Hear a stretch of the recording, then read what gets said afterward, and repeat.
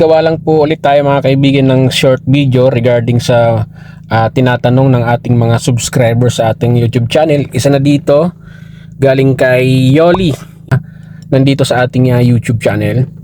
Okay, sabi ni Yoli, good PM sir, paano po pag matagal ang stop sa traffic, pababa, downhill?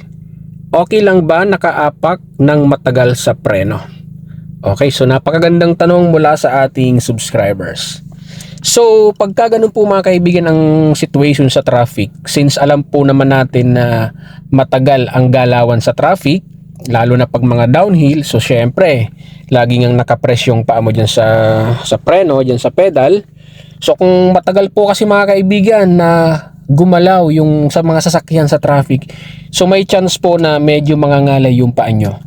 So, I advise na para hindi po mangalay yung paa nyo, so put on neutral. Ilagay yung sa neutral kung manual transmission. Kung automatic naman, so pwede nyo siyang ilagay sa neutral din. Then, engage nyo ang inyong handbrake. Taas nyo lang. Ayan, katulad po nito, naka-neutral. Tapos, engage nyo ang inyong handbrake. Ayan, taas nyo lang siya. Then, naka-neutral naman, naka-handbrake.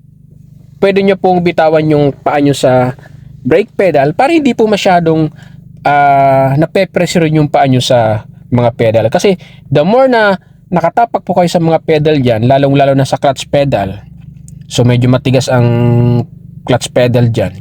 So may chance po na mabilis mangalay yung paa nyo. So sa sasakyan, wala naman pong mangyayaring masama dyan. Kahit matagal po kayo nakapress sa brake pedal, wala naman pong mangyayaring masama dyan. So ang pwedeng mag-suffer dyan mga kaibigan, yung inyong paa. Kasi masyadong nakatapak sa brake, syempre kailangan may pressure yan kasi downhill pa. So kailangan nyo alalayan yung paa nyo sa preno.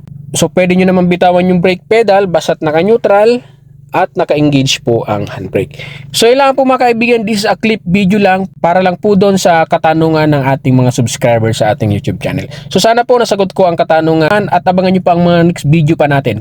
That's it! Bye-bye!